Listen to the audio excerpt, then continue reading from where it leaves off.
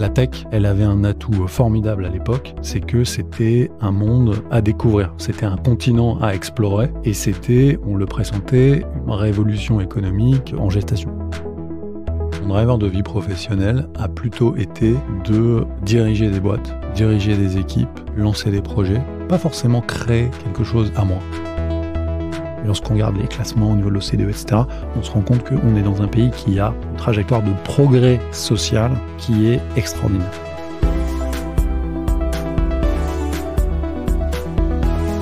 Bienvenue dans Coulisses de CEO, le podcast qui met à nu les dirigeants. Je suis Arnaud Naudan et dans chaque épisode, avec mes invités, on décrypte les challenges des leaders d'aujourd'hui et de demain. Bonjour à tous et bienvenue dans ce nouvel épisode de Coulisses de CEO. Aujourd'hui, j'ai le plaisir de recevoir Fabien Versavo, un leader dynamique et visionnaire, aujourd'hui à la tête de Rakuten France. Fabien est une figure emblématique de l'e-commerce. Il va nous parler de son parcours, de Rakuten et de sa vision du leadership. Je suis très heureux de le recevoir. Bonjour Fabien. Bonjour Arnaud. Merci beaucoup d'avoir accepté l'invitation. Je suis très heureux de faire cet épisode avec toi. On va parler de toi, on va parler de Rakuten, du secteur en général. Je pense que tu as beaucoup à apprendre à nos auditeurs sur le fonctionnement du secteur, sur les enjeux du secteur, sur la responsabilité du secteur face aux défis de société actuels. Pour commencer, est-ce que tu peux te présenter, nous dire d'où tu viens, qui tu es ? Bien sûr, avec plaisir. Écoute, moi j'ai 48 ans, je suis marié et j'ai 3 enfants. Et je dis souvent d'ailleurs que mon épouse est un très gros job aussi dans le domaine du conseil. On dit souvent que faire une famille aujourd'hui, avoir 3 enfants, c'est comme monter une boîte. Ça nécessite autant de résilience et d'engagement. On parle beaucoup des entrepreneurs dans le domaine du business. Et puis, créer une famille, je me suis rendu compte sur le tard que c'était entreprendre une vie et qu'il fallait, il y avait beaucoup de parallèles avec les skills set, avec le mindset qu'il fallait déployer dans le monde professionnel, pour pouvoir créer de la dynamique. Ça, on aura peut-être l'occasion de parler de ces parallèles, c'est très intéressant. Et pour répondre à ta question, ça fait plus de 20 ans que je travaille dans la tech, dans différents environnements, soit des environnements plutôt start-up, soit des environnements scale-up. Je suis venu à la tech finalement au tout début de l'émergence du secteur, juste avant les années 2000, avant l'explosion de la première bulle Internet, plutôt par hasard. Je me destinais à travailler dans le monde de l'automobile. Moi, j'étais un passionné depuis plus tendre enfance presque du produit automobile. Et donc, j'avais commencé assez naturellement par des stages chez les constructeurs automobiles. Ça m'a amené en Angleterre et c'est en Angleterre que je rencontre les premiers projets, les premières équipes qui travaillent sur ce qu'on appelle à l'époque le web marketing. On ne sait pas très bien comment le qualifier. Tu as fait quel type d'études ? J'ai fait un master en école de commerce. Voilà, une école de commerce en province à Clermont-Ferrand, que j'ai complété après par un MBA quelques années après à l'ESSEC et à Mannheim en Angleterre. Tu avais déjà une vision business, c'était dans le choix de ton parcours en fait. Alors, c'était pas drivé par mon environnement familial. Moi, j'ai grandi en Dordogne. Voilà, avec des parents qui étaient tous les deux fonctionnaires. Ma mère était quand même déjà dirigeante, parce qu'en fait, elle avait fait l'école de la santé et c'était la patronne d'un hôpital public. Et donc, j'ai quand même eu cette figure, ce rôle modèle, pour utiliser un terme de l'époque, ce rôle modèle féminin qui, je pense, m'a profondément structuré et a déterminé une partie de mes choix d'orientation vers le management. Évidemment, elle partageait beaucoup sur ces enjeux, ce qu'elle vivait au quotidien. Et à l'époque, dans les années 80, c'était finalement pas si fréquent que ça d'avoir des femmes, y compris dans le secteur public, à des postes de direction. Donc pour répondre à ta question, moi j'ai pas baigné dans un environnement business, mais ma grand-mère, ma mère, des femmes dans mon histoire familiale qui étaient très engagées et qui m'ont vraiment transmis le goût de l'action collective, du collectif dans des organisations, que ce soit des entreprises ou des organisations publiques, et qui m'ont aidé à m'orienter, parce que je ne savais pas véritablement ce que je voulais faire. Et donc, fast forward, année 2000, rencontre avec le web. Et là, révélation, la passion pour le produit automobile, finalement, se trouve supplantée, remplacée par la passion pour le secteur, on l'appelait pas comme ça encore à l'époque, de la tech, pour l'innovation, et par les opportunités qui s'ouvraient à nous, qui s'ouvraient au monde. Par comparaison, l'automobile était un secteur qui était plus mature évidemment, dans lequel, en tant que jeune diplômé, jeune professionnel, ton parcours professionnel était relativement balisé. Tu pouvais t'inspirer de tes pairs et te projeter assez facilement. Donc à la fois, c'était plaisant, parce qu'encore une fois, l'industrie, elle est très technologique, elle est mondiale, elle est multiculturelle, elle a un enjeu consumer marketing très très fort. Donc elle réunit beaucoup de facettes, de critères qui, pour moi, étaient des éléments essentiels comme carburant professionnel. Mais en même temps, la tech, elle avait un atout formidable à l'époque, c'est que c'était un monde à découvrir, c'était un continent à explorer. Et c'était, on le pressentait, une révolution économique en gestation. T'en avais conscience? Alors, si on peut refaire si on refait le jeu aujourd'hui, on se dit évidemment ça a révolutionné, mais... Comme dans toutes les histoires que l'on raconte de vie ou d'entreprise, il y a une bonne dose de post-rationalisation. Donc on n'y échappe pas. Mais ceci étant, tu vois, ce dont je suis certain, c'est que le côté extrêmement dynamique, le côté inventif, le côté innovation, technologie, le côté rupture et transformation ont été, ça c'est certain, les déclencheurs du fait que j'ai basculé d'un parcours qui était plutôt clair et balisé dans l'industrie automobile vers quelque chose qui était entrepreneurial, plus incertain, moins défini, et ça correspondait plus à mes aspirations professionnelles. Est-ce que tu peux nous décrire de ton entrée dans la tech jusqu'à aujourd'hui, un peu le cheminement qui t'amène à évoluer et à prendre ce type de responsabilité? Oui, alors j'ai eu, il y a deux phases. Il y a une phase qui est une phase très entrepreneuriale où je participe dans les années 2000 à créer une boîte de conseil pour des web agencies à l'époque. C'était la grande époque où finalement j'arrivais fort d'une expérience dans une boîte américaine et en Angleterre. Je rentre à Paris. Et en fait, je me retrouve dans un contexte professionnel génial quand tu as à peine plus de 25 ans. C'est que il y avait très peu de compétences et d'expertise en France sur le sujet. Un peu comme la révolution de l'IA aujourd'hui, il y a beaucoup de parallèles. La thématique devenait centrale et s'imposait pour nombre de très grands groupes, y compris ceux du CAC 40. Et en fait, personne savait très bien comment il fallait approcher le sujet. Donc là, première phase de ma vie professionnelle, c'est de participer à la création d'une web agency. On était 2-3 fondateurs, cofondateurs, qui pendant plusieurs années, jusqu'à l'explosion de la bulle, a développé des savoir-faire de conseil et d'accompagnement de projets pour des startups ou pour des grands comptes, dans le fait de créer les premiers projets de digitalisation. C'était formidable, aventure extraordinaire. Je me retrouvais dans des comités exécutifs à la Défense, en haut de tour, à expliquer à des sociétés dans l'assurance, dans l'industrie ou dans des business plus consumer, c'est quoi un portail? C'est quoi du ICRM? Quelles sont les possibilités de fidéliser ou de recruter de nouveaux clients grâce à ce canal? Encore une fois, on ne savait pas très bien le qualifier. Voilà. Donc, première phase hyper entrepreneuriale et d'accélération très forte. Tu te retrouves à avoir des équipes et des clients et une croissance, une traction colossale. Et puis après, explosion de la bulle, 2001, on s'en souvient. Là, l'environnement bascule, change en quelques semaines. Les investissements et les investisseurs arrêtent. Les corporates se disent « Ah bah non, finalement, c'était un truc de hype passager, on arrête ». Donc les budgets aussi, et tous les projets sont arrêtés, les startups n'arrivent pas à se refinancer, donc tout s'arrête. Et dans ce contexte-là, moi je me dis bon, j'ai fait des trucs cool, c'était sympa, je restais quand même persuadé du fait que il allait se passer quand même quelque chose à plus moyen terme, mais ça allait prendre plus de temps que prévu. Et donc là, je pivote vers un job de consultant assez classique, conseil en stratégie, en organisation, pour une boîte qui était aussi en train de se créée par des anciens des Big Four et qui crée une petite boutique. Et là, l'aventure entrepreneuriale m'a séduite également et j'ai fait 5 ans dans des jobs, accompagner des clients sur organisation, management, projet tech, dans des secteurs très variés et absolument pas sur des sujets digitaux, puisqu'à l'époque, de toute façon, il n'y avait plus de projets digitaux dans les boîtes.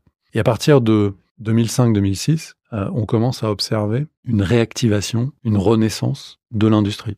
Beaucoup tiré évidemment par les fonds d'investissement aux États-Unis, en Californie en premier lieu, et puis ensuite en Europe, où on recrée le momentum, on recrée la dynamique, et on se dit oui, ok, on s'est un peu raté sur les premières tentatives, parce que si les technos n'étaient pas l'infrastructure, il n'y avait pas, si on se rappelle, quand on se connectait à Internet, ça faisait bip bip bip, on était à, je sais plus, 44 kbps à l'époque. Donc pour le consommateur, le marché, l'infrastructure ne rendait pas possible la réalisation du marché. Ce qui a changé à partir de 2005-2006, c'est qu'avec la dissémination du broadband et ensuite, quelques années plus tard, l'arrivée des smartphones, évidemment, on avait les attributs pour créer un grand marché, le placer au cœur de la consommation des ménages et de manière durable. C'est ça qu'on n'avait pas en 2000-2001, mais le potentiel de transformation, il existait déjà. Simplement, il n'y avait pas des facteurs qui permettent au marché de se développer. Exactement. Ouais, c'est intéressant. En fait, tu dis, c'est l'événement principal, c'est d'un côté la technologie et l'arrivée du smartphone, qui a créé les conditions pour que le marché puisse s'établir et se développer. Absolument. Ouais. C'est pour ça que dans le domaine technologique, évidemment, c'est drivé par l'offre et par l'innovation technologique. On parle beaucoup de l'IA aujourd'hui. On fait le parallèle entre l'émergence d'un cycle d'innovation très très fort, très très rapide autour de l'intelligence artificielle. On fait le parallèle avec le haut débit et avec les smartphones, et ça aura indubitablement, ça a peut-être déjà, le même impact, si ce n'est un impact décuplé par rapport à ces deux précédentes révolutions ou points d'inflexion. Et évidemment, on est loin d'imaginer encore aujourd'hui les possibilités de création de business, de création de valeur offertes par cette innovation ou ce nouveau cycle. À l'image de ce que on n'était pas en capacité d'imaginer lorsque le smartphone est arrivé ou le très haut débit, et qui a généré toute une vague de création de boîtes drivées par des entrepreneurs, des innovateurs ou des corporates qui pivotent hyper agiles avec une vision très proactive et qui ont créé l'ère des plateformes. Tu vois, le streaming musical, le streaming vidéo, enfin, combien de champions aujourd'hui de la tech qui créent énormément de valeur et qui préparent la révolution, ou qui sont les catalystes de la révolution de l'IA aujourd'hui, sont nés grâce à ces deux éléments. Aujourd'hui, évidemment, on ouvre un nouveau cycle, et c'est ça qui est passionnant, c'est qu'on sentait quand même que depuis 24-36 mois, la cadence de l'innovation technologique dans le monde ralentissait pour différentes raisons, et que on se disait qu'on était peut-être entré dans une ère de maturité et post-rupture technologique. Et en fait, pas du tout. On avait atteint ce plateau, effectivement, depuis 3 ans. On voyait en termes de productivité, en termes d'innovation dans les boîtes. Et là, depuis un peu plus de 12 mois, 18 mois, parce que quelqu'un a plugué une interface conversationnelle sur des modèles d'intelligence artificielle, d'un seul coup, ça a déclenché une nouvelle phase. Non, c'est super intéressant ce regard là sur la manière dont le marché a évolué. Donc toi, tu le disais, tu t'es passionné pour la tech, tu as fait ton parcours là-dedans, dans l'entrepreneuriat. Si on reste sur ce sujet d'entrepreneur pour comprendre ta personnalité, mais l'entrepreneuriat, ça s'est imposé à toi, ou quand tu es sorti d'école, que tu as commencé, tu t'es dit j'aimerais entreprendre? Alors, ça m'a pas été transmis familialement, comme je le disais. Ouais. Ça n'a pas été un driver vraiment de vie professionnelle. Mon driver de vie professionnelle a plutôt été de diriger des boîtes, diriger des équipes, lancer des projets, pas forcément créer quelque chose à moi. Tu vois, j'ai eu l'occasion de le faire. Il y a entre 2007-2008 et jusqu'à 2010, j'ai cofondé avec mon épouse d'ailleurs une société de conseil en architecture d'intérieur, parce qu'on avait tous les deux cette passion. Ça faisait partie des éléments qui nous ont fait nous rencontrer. Et donc on avait monté ce projet en side, on l'a développé pendant quelques années. C'est du conseil en décoration architecture d'intérieur. C'était le moment était bien choisi, parce qu'on était dans les années 2007-2008, on se souvient des premiers grands programmes à la télé, déco, etc. Et donc d'une accélération très très forte sur le segment pour le grand public de l'architecture d'intérieur, et on entrait dans ce cycle où prendre soin de son intérieur, sa décoration correspondait à un besoin sociétal, tu vois. Et donc on avait lancé ça de manière judicieuse. Ça a très bien fonctionné. On a cédé, on est passé à autre chose. Moi, je suis revenu dans mon track tech, parce que j'avais plus de passion pour la tech, pour le fait de, encore une fois, diriger des business units et puis ensuite devenir un patron de boîte, plutôt que de créer quelque chose. Donc mon carburant, c'est plutôt ça. Ouais. Et j'ai pas été obsédé par le fait de créer mon truc à moi à tout prix. Et je pense d'ailleurs qu'aujourd'hui, il y a 1000 façons d'entreprendre. Créer une boîte, c'est pas la seule manière d'entreprendre. Il y a aujourd'hui des managers, des dirigeants de sociétés qui, tous les jours, sont des entrepreneurs et créent de la valeur pour les boîtes, les font pivoter, justement à l'aune des révolutions digitales. Ça nous a tous forcés à être des entrepreneurs. Il y a énormément de personnalités formidables qui reprennent aussi des boîtes. Reprendre une boîte, c'est un travail d'entrepreneur. On va parler de ces dernières années chez Rakuten, c'était à 200% un job d'entrepreneur. Je rejoins parfaitement ce que tu viens de dire. Tu vois, je rejoins parfaitement le fait qu'on peut être entrepreneur en étant dirigeant, voire même qu'un dirigeant, dans tous les cas, doit être entrepreneur pour réussir. Je suis absolument d'accord avec toi. Je pense qu'une des vertus de la révolution numérique, qui a démarré en France dans les années 2000, c'est précisément ça. C'est d'avoir révélé aux Françaises et aux Français notre capacité collective à créer des boîtes, que ça se passait pas qu'ailleurs. Et d'ailleurs, des entrepreneurs iconiques, comme Pierre Kosciusko-Morizet, le fondateur de PriceMinister, du coup, aventure que je connais bien, et d'autres de cette génération ont absolument contribué de manière essentielle à matérialiser exactement ce que tu viens de décrire, et à donner et à engager un nouveau cycle de création de valeur, de création de boîtes, donner confiance, inspirer des jeunes générations qui ont créé des boîtes dans les années qui suivent. Et ça a été pour la France formidable. Il y a eu aussi une action publique qui a facilité la création d'entreprises. Donc la France, finalement, un peu grâce à l'Internet, a pris conscience qu'elle pouvait fabriquer, produire des générations d'innovateurs, d'entrepreneurs. Et ça, c'était nécessaire. Ça crée de la valeur aujourd'hui pour mes enfants et ça continuera à en créer pour eux dans les années à venir. Et effectivement, on a fait cette révolution culturelle en France, mais on n'a peut-être pas été au bout de cette révolution de conscience pour intégrer les dirigeants. Et c'est ce que tu décrivais. Venons-en à donc ton histoire d'aujourd'hui, donc ta rencontre avec PriceMinister. Est-ce que tu peux nous expliquer un peu l'événement, le top départ de cette nouvelle aventure et ton projet, je dirais, de façon générale? Alors, encore une fois, donc j'évoquais la création de PriceMinister en 2001. C'est une société qui a incarné l'entrée du modèle de plateforme en France. À l'époque, on se souvient, c'était un site dans lequel les Françaises et les Français pouvaient se vendre et s'acheter des produits de seconde main. Donc c'était hyper visionnaire à l'époque.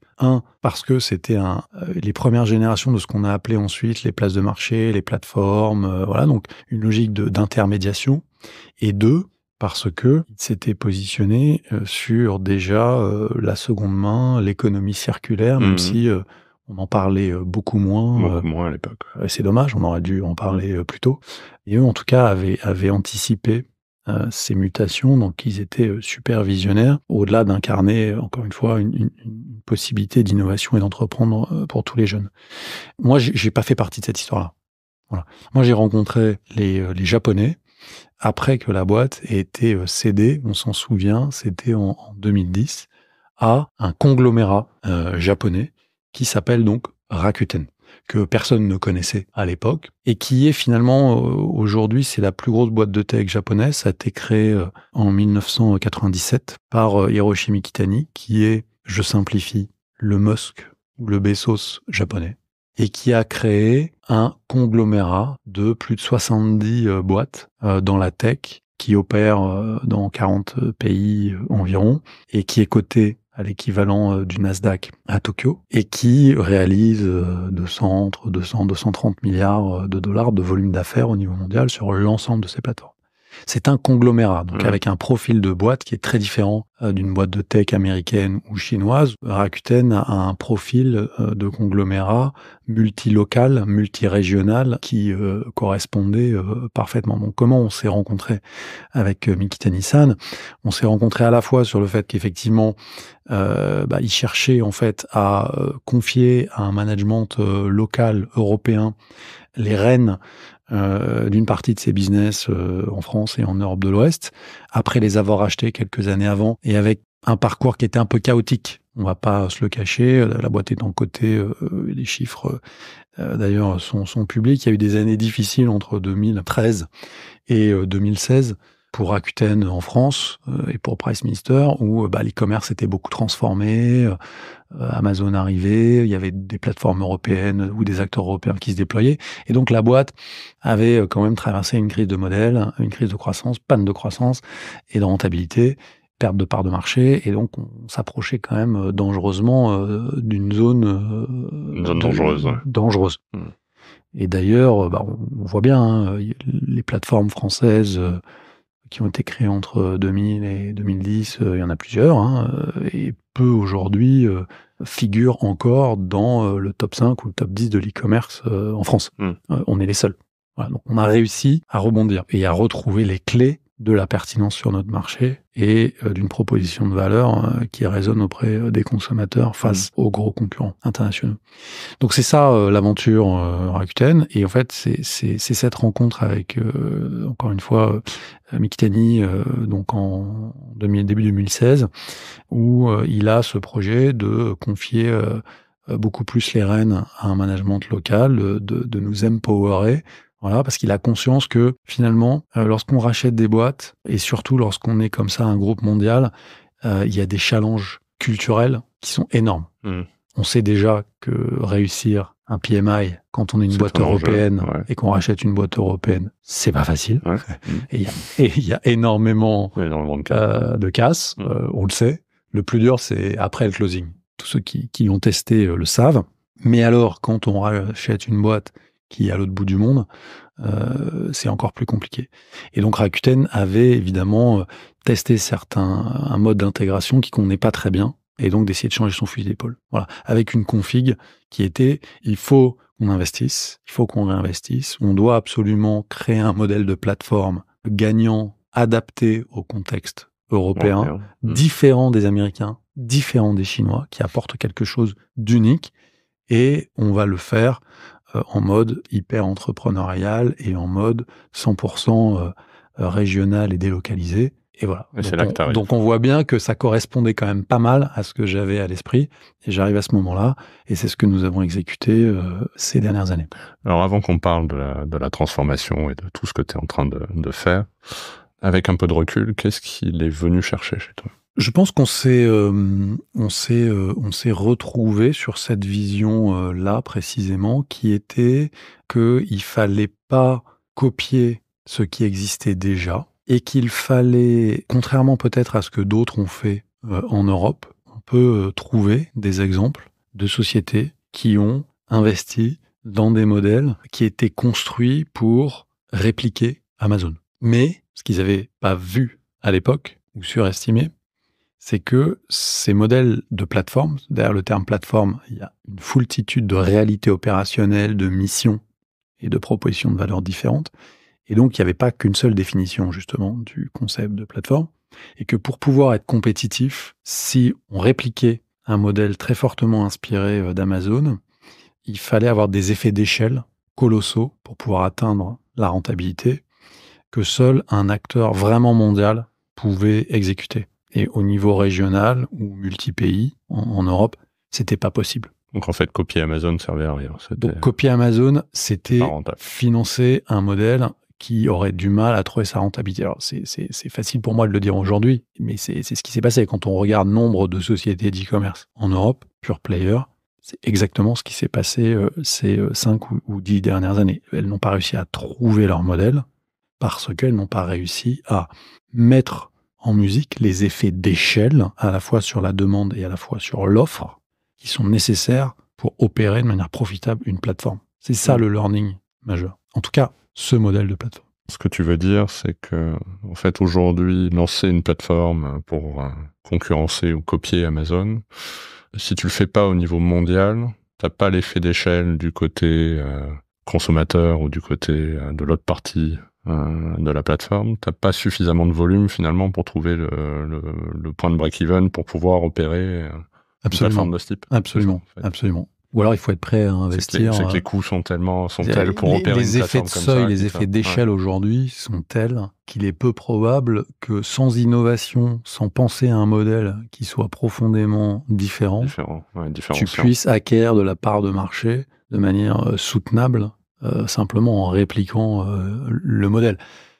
Sans parler du fait que Amazon est un écosystème. Donc ça te rajoute une couche de complexité parce que ces boîtes-là sont pas juste des boîtes qui sont excellentes à ce qu'elles font, dans ce qu'elles font et qui en plus le font de manière globale. Il n'y a pas d'équivalent en Europe. Sur les 20 dernières années, on n'a pas fait émerger des champions et des acteurs, malheureusement, de cette taille-là. Je pense qu'avec l'IA, on a l'opportunité que ça change et de rivaliser vraiment et d'être compétitif. Et sur la première génération, ou la génération précédente, le cycle précédent autour des plateformes, il n'y a pas eu cette création en Europe pour l'instant. Et donc, la diversité de leur écosystème leur permet aussi d'avoir des modèles qui sont plus résilients, qui absorbent les chocs, ils sont sur plusieurs marchés, il y a des synergies énormes, on le voit avec Amazon entre la partie logistique, la partie média, contenu, la partie e-commerce, et évidemment, la partie infrastructure, cloud. Ouais. Voilà. Donc, si tu veux, c'est des modèles extraordinaires. Et donc, certaines sociétés se sont lancées sur des modèles e-commerce en Europe et n'ont pas réussi à cumuler toutes ces forces. C'était extrêmement compliqué. En Asie, c'est assez différent. Et moi, ce que j'ai découvert justement en discutant, c'était un alignement de valeurs et de points de vue sur le fait qu'il fallait proposer un modèle différent, qu'il fallait utiliser la technologie, non pas systématiquement pour faire du hack. Et en fait, nous, à un moment donné, en Europe, ma génération, et ça a beaucoup changé aujourd'hui. Pendant un certain nombre d'années, le discours ambiant qui nous a été quelque part un peu imposé de la part des Californiens, c'était de dire que la technologie, c'était forcément la disruption. C'est la destruction créatrice. C'est schumpeterien. C'est comme ça. C'est vrai. C'est le combat entre les anciens et les modernes. Et en fait, c'est pas ça du tout.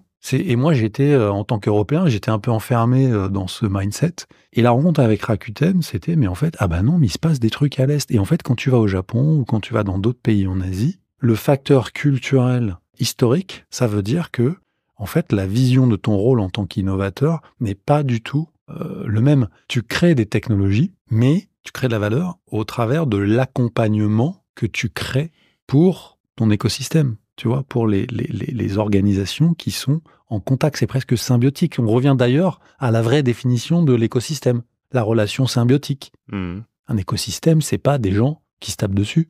Un écosystème, c'est une collaboration entre différentes entités, tu vois, qui créent de la richesse, de la durabilité, de la stabilité pour tout le monde. Alors c'est très intéressant, c'est un discours qu'on entend assez peu, et c'est vrai que la présentation de la technologie, tu l'as dit, c'est winner takes all, c'est effectivement une disruption technologique va permettre, et on entend beaucoup d'innovateurs, enfin, investir dans cette optique-là, en disant, et aujourd'hui on parle de l'IA, c'est un peu ça, comment est-ce que l'IA va disrupter tel business, comment, si tu n'investis pas dans l'IA, quelqu'un va venir et va te disrupter. Donc finalement, ton discours de dire la technologie, son premier rôle pour toi, parce que j'allais te poser la question de quelle est ta vision du rôle de la technologie finalement dans la société aujourd'hui, c'est plus d'être un vecteur de transformation, l'apport de nouveaux services, qu'un objectif de disruption et de remplacement. Ouais, absolument. Ouais. C'est tout à fait ça, et c'est ce qui a fait, je crois, que on a eu un alignement de points de vue, et que très vite j'ai embarqué dans l'aventure Rakuten, alors que, encore une fois, je ne connaissais pas le Japon. J'avais jamais fait de business dans cette partie du monde. Et en fait, j'ai découvert ça. La technologie est utilisée pour faire de l'empowerment. Ce mot anglais très très fort qui n'a pas d'équivalent français. On galère à chaque fois pour expliquer le concept, mais c'est de l'empowerment. Donc c'est ça, c'est accompagner les transformations, c'est donner les clés, c'est créer de la valeur partagée, et donc c'est anti-schumpeterien by design. Alors tout ça peut sembler un petit peu conceptuel et théorique, mais moi je suis tout de suite allé au Japon, j'ai passé pas mal de temps là-bas, et en Asie, j'ai regardé ce que faisait ce conglomérat et comment il transcrivait de manière très concrète, comment il opérationnalisait dans ses plateformes internet ce concept d'empowerment et d'une technologie inclusive. Et là je me suis dit, mais ça n'existe pas en Europe. Et donc je suis rentré en Europe, j'ai pris la présidence de Price Minister à l'époque, et on a lancé Rakuten France. C'était pas simplement un changement d'enseigne et de logo, mais ça a été une refonte complète, une redéfinition de la mission, une redéfinition de la proposition de valeur, du modèle. On a recréé une plateforme avec les équipes européennes pour pouvoir faire venir en Europe, en France notamment, les concepts fondamentaux de cette vision de l'innovation et de la technologie, et de les mettre au service de nos partenaires, de nos clients, les marques et les enseignes européennes. Et c'est comme ça qu'on a créé un nouveau modèle de plateforme aux antipodes de celui des Américains ou des Chinois, et qui est un modèle qui se met au service des marques et des enseignes pour les aider à s'adapter à la digitalisation de leur secteur. Et lorsque tu es une marque et une enseigne et que tu vois la montée de l'e-commerce en Europe dans les comportements d'achat de tes clients, tu as 2 manières de t'adapter. Et il faut faire les 2. La première, évidemment, c'est d'innover en interne de manière organique, lancer ton e-commerce, lancer l'omnicanalité, proposer des parcours à tes clients qui alternent entre tes magasins et ton site internet, tes applications, etc. Donc, être très fort sur ta verticale propre numérique, investir beaucoup, c'est ce qu'on fait plein de boîtes de retail en France, à l'image de ce qu'a fait Walmart aux États-Unis et qui est hyper successful là-dessus. Et en parallèle, le modèle de Rakuten, c'est-à-dire créer des alliances et partenariats avec des plateformes qui ne sont pas des concurrents, mais qui ont des modèles complémentaires, qui t'amènent de l'empowerment, permettent de augmenter tes ventes en ligne sans te faire concurrence et qui sont des canaux de commercialisation complémentaires aux tiens. Voilà. C'est ce qu'on a créé aujourd'hui.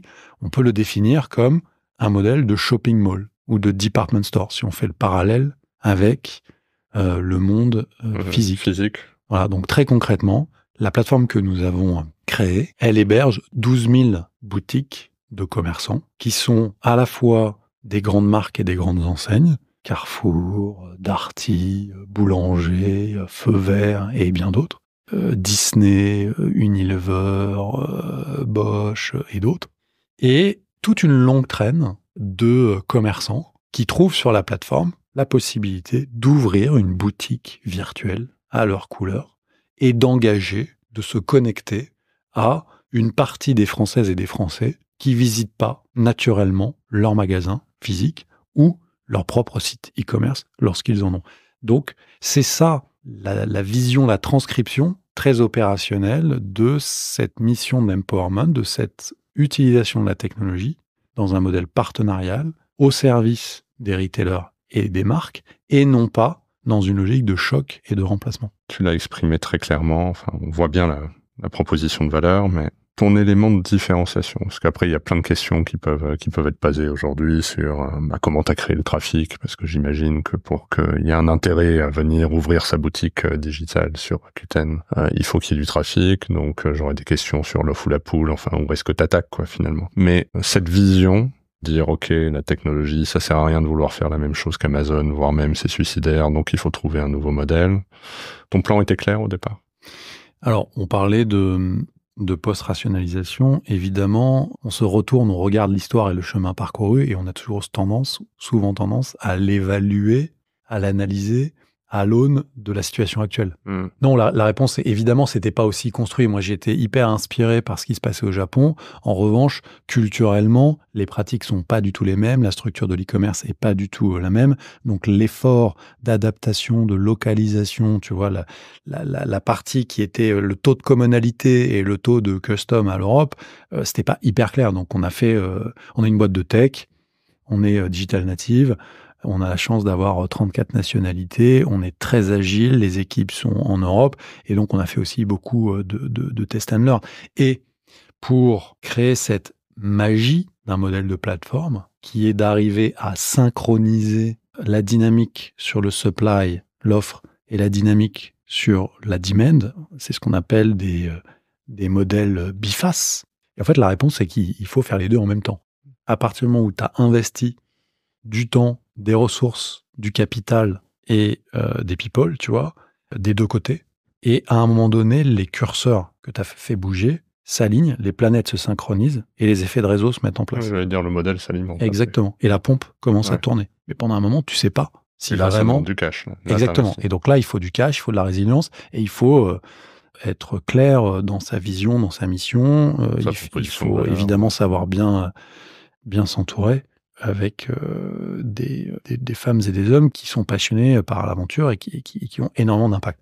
Le point essentiel, pour nous, c'était, notamment sur le côté supply, c'était d'aller convaincre les acteurs français et européens, les marques, les enseignes, que notre modèle allait être pour eux un relais de croissance. Et je peux te dire que quand je faisais le tour avec mes équipes des patrons de boîtes de retail en France et en Europe, on était toujours reçus et de manière toujours très très sympathique et cordiale parce qu'ils étaient curieux de nous entendre.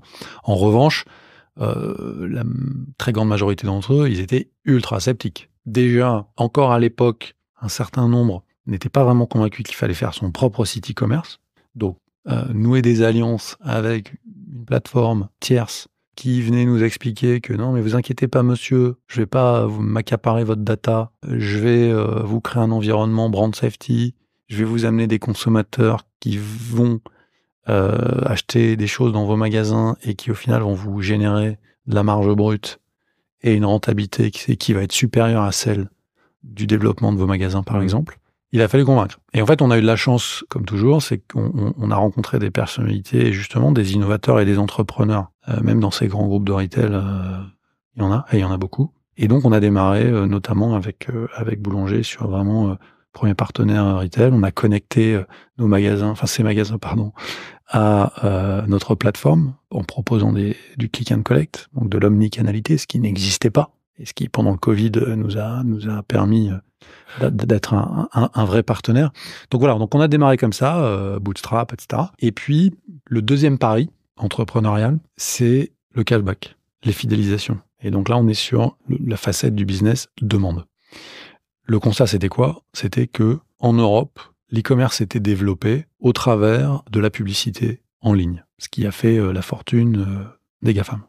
Et que chaque e-commerçant s'était focalisé en termes de ressources marketing sur le fait d'investir dans des canaux numériques et de faire de l'acquisition et de développer une science, un savoir-faire, une efficience sur l'acquisition, ce qui est fondamental et hyper important. Sauf que quand on regardait ce qui se passait aux États-Unis ou en Asie, en fait, beaucoup d'acteurs de l'e-commerce avaient développé des stratégies de fidélisation poussées, avancées, et dans leur mix, ces stratégies avaient un poids extrêmement important. Et c'est ce qu'on appelle le cashback aux États-Unis, dans tous les parcours d'achat, ou même si tu vas au Japon. N'importe quelle marque consumer digne de ce nom, c'est choquant pour un acheteur, pour un consommateur japonais, si tu lui proposes pas un système de fidélisation. Et donc, le pari qu'on a fait en 2019, on a lancé le Club Air en Europe, c'est de faire le pari qu'en Europe, il fallait démocratiser le cashback, démocratiser la fidélisation dans l'e-commerce. On l'a pas inventé, hein. Il y a déjà des startups qui, depuis plusieurs années, avaient créé des services, mais on était sur des produits qui étaient relativement niches.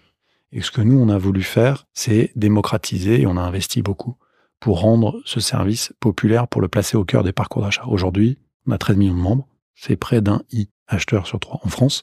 C'est le premier programme de fidélité gratuit de l'e-commerce. Ça représente 90% des transactions sur la plateforme. Et en tant que membre, en moyenne, l'année dernière, tu as bénéficié de 900 € de cashback, c'est-à-dire 900 € de pouvoir d'achat qui est rendu sur tous tes paniers e-commerce, que ce soit chez Rakuten ou d'ailleurs, on a 2000 sites dans le réseau qui sont partenaires, qui récompensent. C'est du cash. C'est du cash qui est sur ton wallet Rakuten et que tu peux dépenser de manière très simple, soit au sein de notre écosystème, soit tu peux transférer ça sur un compte bancaire ou sur un de tes wallets par un simple workflow à partir de l'app. Voilà. Et ça, tu étais le premier à faire ça? Et ça, on était le premier en Europe à faire ça. Et pour revenir à Rakuten, ça a été lancé en 2005 par Rakuten avec des moyens de paiement, l'écosystème est très très puissant au Japon. Donc ils étaient très très en avance là-dessus. Encore une fois, on a amené ça en Europe. Et c'est ça qui a permis de synchroniser l'offre et la demande. C'est ça qui a permis d'apporter aux marques et aux enseignes, à nos commerçants, du trafic et aux consommateurs de leur proposer une raison pour choisir Rakuten dans ce panorama ultra concurrentiel. C'est le principal élément de différenciation aujourd'hui. Si tu dois pitcher et convaincre quelqu'un qui nous écoute, qui n'est pas aujourd'hui dans tes membres, de venir sur le site Rakuten, quand tu dois pitcher l'offre, c'est ça? Ouais, il y en a 3, vraiment les points clés pour un consommateur. Le premier, je l'ai dit, c'est le cashback. 900 € en moyenne de pouvoir d'achat rendu chaque année à nos membres, et pour les plus engagés, les platinum, ça monte jusqu'à 1300 €. Donc c'est quand même extrêmement conséquent, et je pense qu'il y a peu d'équivalents dans le monde des entreprises en France. Le deuxième, c'est que en fait, on est une plateforme qui regroupe tous tes commerçants toutes tes enseignes préférées. Donc, on offre la praticité de l'achat sur Internet, gain de temps, tu peux passer d'un commerce à l'autre, tu peux comparer les produits, etc. Et en même temps, on soutient l'économie européenne et l'économie française en étant un partenaire des marques et des enseignes. On leur fait pas concurrence. Et ça, pour un consommateur, un citoyen, et c'est particulièrement vrai chez les jeunes, je pense que c'est un critère qui devient prépondérant, heureusement, dans les parcours d'achat. Et enfin, le troisième sujet, on n'a pas trop parlé jusqu'à présent, c'est la seconde main. On a très tôt positionné la seconde main et la circularité au centre du modèle. Travailler avec toutes les enseignes spécialisées, Easy Cash, Cash Converters, etc. Tous les produits Second Life, toutes les gammes Second Life reconditionnées de nos partenaires retailers. Donc, en plus, au sein de la même plateforme, tu retrouves 150 millions de produits, dont à peu près 40% sont des produits de seconde main. Voilà. Et donc, en tant que consommateur, tu peux, si tu cherches un produit d'équipement de la maison, un produit d'électronique grand public, un appareil électroménager, sur la même fiche produit, dans le même moteur de recherche, tu vas avoir une expérience hyper simple parce que tu vas avoir des offres neuves de vendeurs professionnels ou des offres de seconde main, que ce soit de particuliers, comme toi et moi, si je veux revendre. Ça, c'était l'héritage PriceMeister qu'on a gardé. Mais en plus, on a onboardé tous les spécialistes et tous les plus grands réseaux de produits de seconde main, qui soient reconditionnés ou pas. Donc, on est à l'intersection de tous ces segments. On a une shopping destination. Et ça, c'est quelque chose qui nous rend, je crois, unique sur notre marché. Alors ça me permet de venir à un des sujets dont je voulais qu'on parle, c'est le sujet de la durabilité, c'est le sujet de l'évolution des modes de consommation et notamment de la réponse du citoyen au changement climatique, à la rareté des ressources. Le e-commerce a quand même été très pointé du doigt et très challengé sur le fait qu'il a contribué à faire rentrer notre société dans une ère de surconsommation en donnant accès à tous ces produits, et notamment les plateformes que tu citais. Quel est, avec ton rôle aujourd'hui et ton expérience du secteur, le rôle que tu penses doit jouer le e-commerce aujourd'hui dans ces grands enjeux, et sur la manière dont le secteur doit évoluer pour être plus responsable, plus durable? Alors, il y a beaucoup de choses. Hein. Je vais commencer par te donner un point de vue plutôt sectoriel e-commerce, et puis après, je parlerai des spécificités de Rakuten et comment nous, on adresse, on s'est positionné sur cette problématique. D'abord, le commentaire autour du e-commerce en tant qu'accélérateur d'une forme de surconsommation et donc d'émissions additionnel ou d'impact environnemental additionnel, je pense qu'il faut le moduler. Il y a évidemment, comme dans toute industrie, du lobbying qui est à l'œuvre, il y a de la communication qui peut être un petit peu enflammée, un peu idéologique, etc. Donc, il faut revenir aux faits. Les faits, il y a eu, je crois il y a moins de 6 mois, une étude de l'ADEME qui a démontré que l'impact environnemental était très très loin de ce qui parfois était décrit, parce que les e-commerçants avaient beaucoup investi ces dernières années pour optimiser, notamment sur l'aspect logistique, optimiser une partie de la supply chain et du dernier kilomètre. Et on sait que le dernier kilomètre reste un des éléments sur lequel il faut vraiment se focaliser, par un mix transport. Tu vois, de plus en plus, nous, dans le mix transport, on fait monter sur le last mile des solutions qui sont peu émettrices de carbone. Voilà, par exemple. Il y a évidemment tous les emballages et le traitement du conditionnement à partir de produits recyclés, reconditionnés. Toute la réutilisation. D'accord ? Donc ça, c'est quand même un sujet sur lequel l'e-commerce a beaucoup progressé et l'industrie s'est beaucoup professionnalisée ces dernières années. Par ailleurs, juste un petit commentaire. Je t'ai dit que j'avais grandi en province, dans une zone rurale, en Dordogne, dans un village qui s'appelle Ribera, qui comptait 10 000 âmes, même pas. Il y avait la plus grande ville à proximité qui s'appelle Périgueux, qui est la préfecture de la Dordogne. Moi, je me rappelle quand même très bien que 1 ou 2 samedis par mois, qu'est-ce qu'on faisait avec mes parents ? On prenait notre voiture, on faisait 30 km en famille, et ce que faisaient tous les gens, et qui font encore un certain nombre dans les zones rurales, c'est se déplacer vers les zones d'activité commerciale. Et en fait, non seulement il y avait une question de traitement équitable des citoyens sur le territoire, il y avait des Français et des Français qui vivaient dans les villes, qui avaient accès à des commerces, alors que les Français en zone rurale n'avaient pas accès à ces commerces et devaient utiliser leur véhicule et dépenser de l'argent pour pouvoir effectuer leur shopping de Noël, etc., etc. Et donc, ce qu'a amené aussi l'Internet et l'e-commerce, c'est, au lieu que chacun se rende individuellement avec son véhicule vers un centre commercial pour y faire ses emplettes, eh bien, on a organisé des flux où on a massifié le transport et on le rend plus intelligent, notamment avec de l'IA, et au travers de l'innovation, pour amener les produits au plus proche des consommateurs et faire que... Notamment dans les zones où les gens n'y ont pas accès. Exactement, exactement. Donc, si encore une fois, on analyse sur un temps un petit peu plus long le cycle carbone et le bénéfice sociétal de l'apport de l'e-commerce et qu'on met tout ça en balance, je pense qu'on peut porter un regard très différent de celui qui est parfois porté un peu à l'emporte-pièce par des personnes qui ont souvent des agendas, encore une fois, un peu politiques ou des agendas de défense d'une profession. On a souvent tendance, et c'est très français là pour le coup, d'opposer encore les formes de commerce, la technologie avec l'ancien monde. Et on les fait s'entrechoquer. Je crois avoir expliqué depuis le début de cet entretien que nous, notre vision et celle qui se déploie dans d'autres régions du monde, c'est pas celle de la confrontation. Il faut pas systématiquement nous expliquer que les innovateurs ou les jeunes font des choses qui sont au détriment de la valeur et de l'équilibre de la société tel qu'il a été défini il y a 20 ans, il y a 30 ans. Tu vois, il y a déjà eu ce débat entre les petits commerces et la grande distribution à une époque. Pour autant, je ne sous-estime pas l'impact évidemment de l'e-commerce. Il y a énormément d'investissements et on a la profession a énormément investi sur le sujet. Et en ce qui nous concerne, plusieurs chiffres. Un produit sur deux qui est vendu sur la plateforme est un produit seconde main. Je pense que parmi les plateformes généralistes, personne n'a cette proportion. Un produit sur deux. C'est colossal. C'est l'équivalent de près de 15 000 tonnes de CO2 qui sont évitées chaque année au travers de la circularité qui est opérée sur la plateforme. Et encore une fois, ça faisait partie de la vision de départ. Je parlais des effets de réseau. On savait très bien que pour pouvoir être compétitif, notamment vis-à-vis des grandes plateformes, il fallait avoir une proposition de valeur unique. Il fallait créer des effets de réseau pour le consommateur et pour les commerçants qui étaient uniques, différents.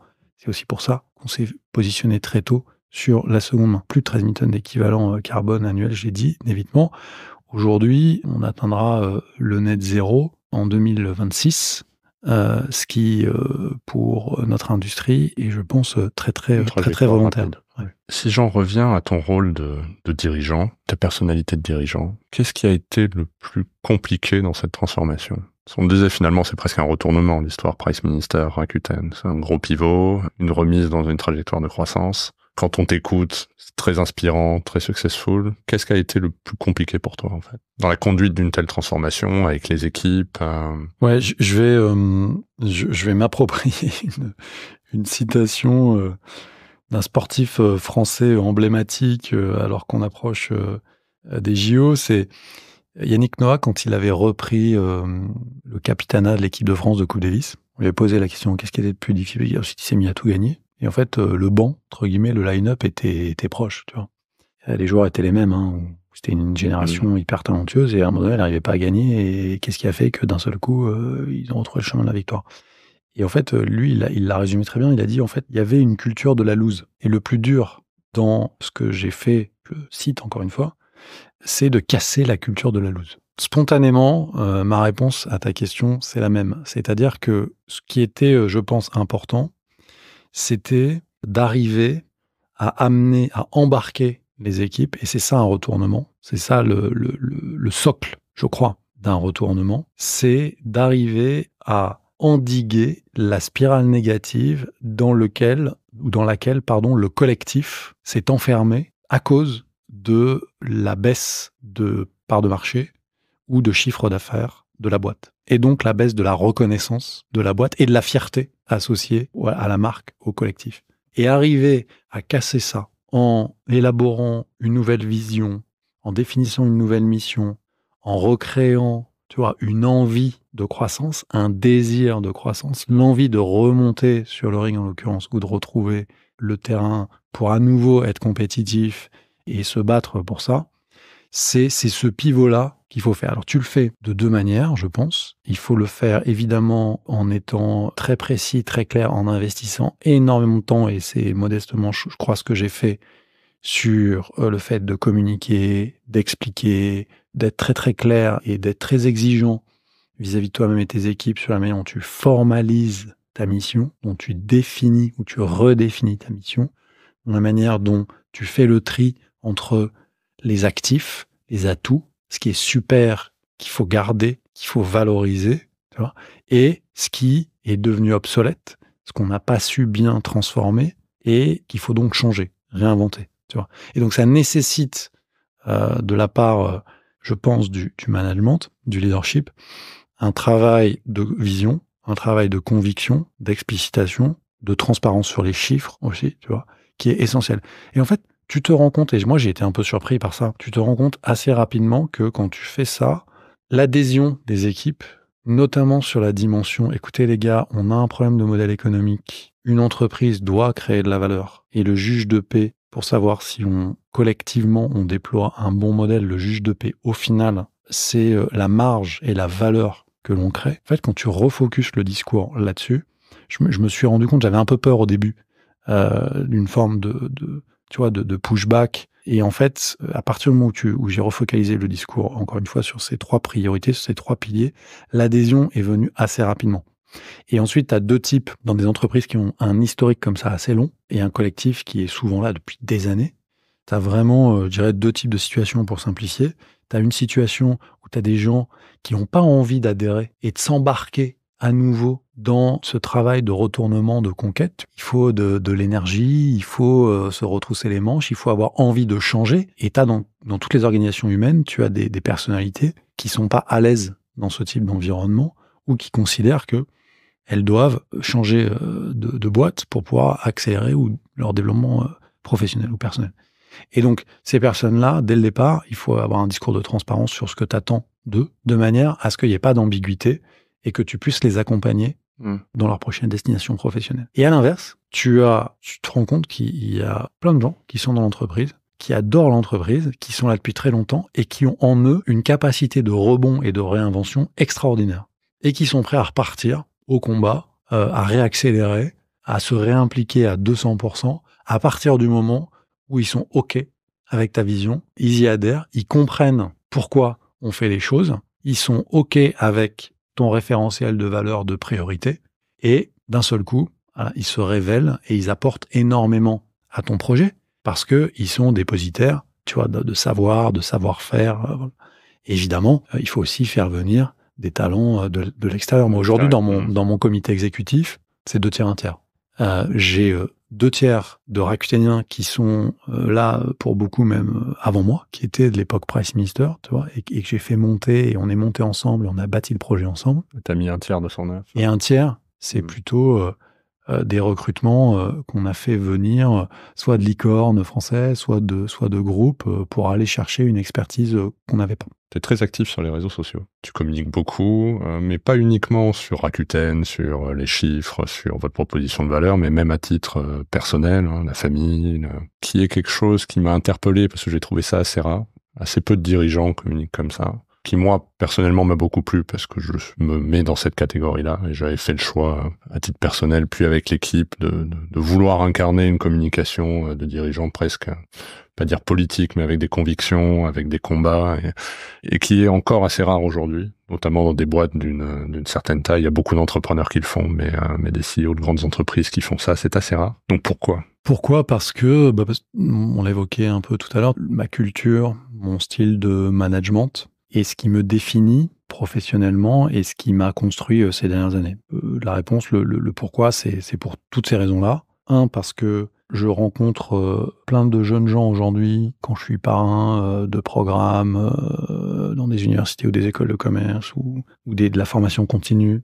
Je rencontre plein de jeunes et de moins jeunes qui s'interrogent sur est-ce que je dois rester en France ou pas ? Est-ce que aujourd'hui, ce pays, son système éducatif me donne la possibilité d'avoir un parcours, de faire un développement professionnel ? Et donc souvent, on m'interroge là-dessus, et moi, j'essaie de partager mon expérience. Je t'en parlais tout à l'heure. Je suis un petit-fils d'immigrés espagnols, et mes parents étaient Je le dis, on a grandi, j'ai grandi en province, etc. Donc c'est une histoire de méritocratie à la française, mais presque banale. Enfin, j'y place pas quelque chose de particulièrement intéressant. En revanche, je me suis rendu compte qu'aujourd'hui, il y avait énormément de gens qui me contactaient et énormément de jeunes qui me posaient des questions là-dessus. Ce qui, quand même, je crois, témoigne, et on peut le lire dans les médias, d'une forme d'inquiétude. Donc, très modestement, il y a quelques mois, je me suis dit que ce serait intéressant que je commence à partager un petit peu plus. Et puis aussi parce que, voilà, je l'ai dit tout à l'heure, j'ai 48 ans et que ça fait maintenant un certain nombre d'années que je travaille et que je me sens plus légitime, tu vois, aujourd'hui.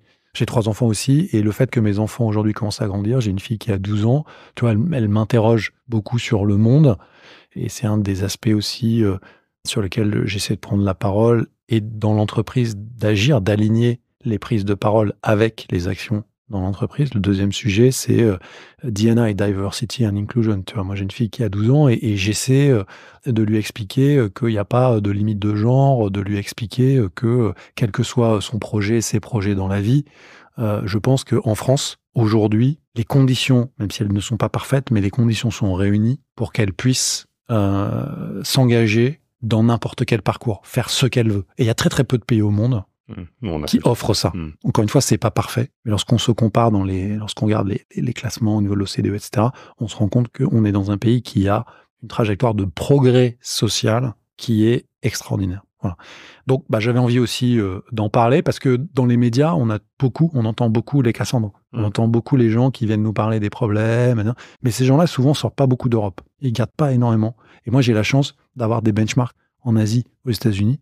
Et donc, sur des sujets comme ça, sociétaux, quand j'entends ou que je lis certaines choses, ça me fait bondir, tu vois. Et donc, j'avais aussi, encore une fois, modestement, envie de participer et de partager cela. Et puis enfin, c'est aussi un style de management un peu anglo-saxon, tu me disais, tu vois, aussi qui m'a été inspiré, ou dont je me suis inspiré par les visionnaires ou les entrepreneurs, les innovateurs que je vois en Asie ou aux États-Unis, qui s'engagent, le thought leadership, qui inspirent aussi leur propre team. C'est une manière aussi de s'adresser à tes équipes, tu vois. C'est une manière de répéter, de matérialiser, d'avoir un angle différent des communications que tu peux faire en interne sur Slack ou dans les all-hands meetings, etc. Donc tout ça, ça participe de la dynamique de l'entreprise et de la responsabilité du dirigeant que d'incarner cela. Il faut que les entreprises sont les catalyseurs du changement. Et en France, parfois, on a un petit peu tendance à l'oublier.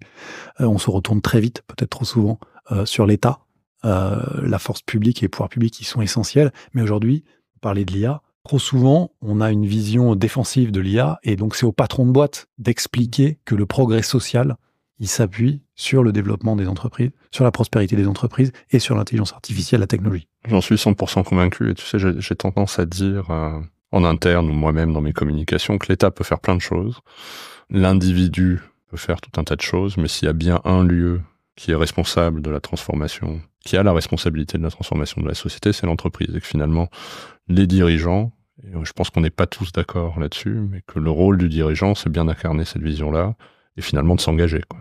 Quels que soient ses combats, ses sujets, enfin, je veux dire, on peut pas être partout, mais les dirigeants engagés, c'est une nécessité, je pense, un succès, un vecteur de pérennité de l'entreprise. Dernière question, qu'est-ce qui t'anime, en fait? C'est quoi le but de tout ça, le matin, quand tu te lèves? Enfin, quel est le but que tu recherches en tant que dirigeant? C'est de la création de valeur, c'est de l'impact, c'est un peu tout ça? Ouais, il y a un truc assez magique quand on est dirigeant, qui est vraiment hyper rewarding, tu vois, qui est cette dynamique collective, qui est voir ces jeunes gens ou des profils plus expérimentés, mais cette dynamique collective, cette capacité à créer des produits, des services incroyables et à faire des trucs trop cool, tu vois, dans lesquels les gens s'engagent. Et quand tu arrives à créer cette culture-là, cette dynamique, et que tu l'observes et que tu l'accompagnes en tant que dirigeant, c'est un kiff ultime. C'est le truc le plus enrichissant au monde et le plus excitant au monde, tu vois. Et de voir que il y a de la fierté dans les équipes, que même les mecs qui partent vers des nouvelles aventures, ils mettent ex-Rakuten sur leur LinkedIn, tu vois, donc ils revendiquent le fait d'avoir fait partie d'un collectif et d'un projet. Ça n'existait pas, ça n'existait plus en tout cas quand je suis arrivé. J'ai 34 nationalités autour de moi, à peu près 50% parmi ces 34 nationalités sont des non-européens. On a quasiment 50% de profil tech, data science, etc. Tous les matins quand je me lève et que j'ai un meeting sur l'IA avec mon équipe de data science par exemple, mais je ressors de là, je suis boosté pour les 3 semaines qui viennent, parce que les mecs sont tellement intelligents, ils inventent des trucs et ils bossent sur des projets et des produits qui sont tellement géniaux que pour moi c'est un carburant et un apprentissage permanent. Voilà, et c'est ça le sens de l'action. On n'est pas que dans les chiffres, que dans la création de valeur. Tu vois, heureusement, il y a quand même tout un enrichissement intellectuel, personnel. Tu vois, que tu parlais du rôle de l'entreprise, mais encore une fois, tu le trouves que dans les organisations humaines, collectives. Tu vois, c'est cette dynamique collective et cet enrichissement, ce côté social de l'entreprise, il est magique. Donc voilà. Merci beaucoup, Fabien. On va rester là-dessus. J'étais très heureux de passer ce moment avec toi. Bravo pour tout ce que tu fais. C'est très inspirant. Puis je te souhaite le meilleur et de continuer dans cette voie. Et puis pour vous qui nous écoutez, rendez-vous la semaine prochaine avec un nouvel invité. Merci beaucoup, Fabien. Merci. Merci beaucoup d'avoir écouté cet épisode de Coulisses de CEO. Je vous donne rendez-vous la semaine prochaine avec un nouvel invité. Pour ne manquer aucun épisode, abonnez-vous sur votre plateforme d'écoute préférée et partagez l'épisode parce que le podcast, finalement, comme les valeurs d'une entreprise, ça se partage.